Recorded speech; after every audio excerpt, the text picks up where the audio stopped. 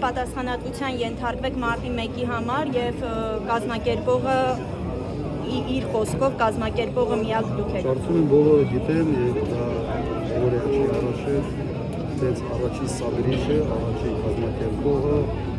ինքն էր եւ իր սիրտն էր խաղաղորվում եւ ոստիկանների հետ հարահարում էր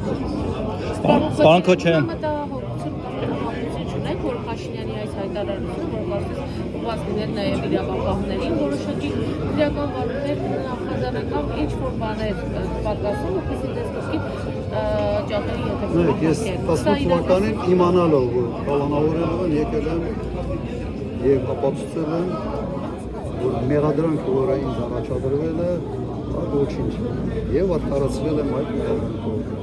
սահմանադրական կարգի տապալում եւ հիմա փորձում եմ վերավորակել դեսանել են անել իմ տպավորությամբ նայեք ինքը կեամտել իստերիկաների մեջ ենթադրում է որ իր ընտրազանգվածի համար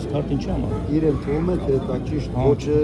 ընտրապայքարել իր հաղթանակի դեպքում դուք երկրորդ անգամ ինչ սցենար ունեք, որ այս անգամ թույլ չտաք հաղթանակը, եթե մարդը գնաց օրինական ընտրություններով ընտրվեց, մանդատները կդնեն ձեր թիմակիցները այս անգամ գոնե թե չեն դնի, թե շարունակել են էլի 5 տարի ազգային ժողովում պայքարել բոլոր այդ ամենի միջոցով մանդատները դրել են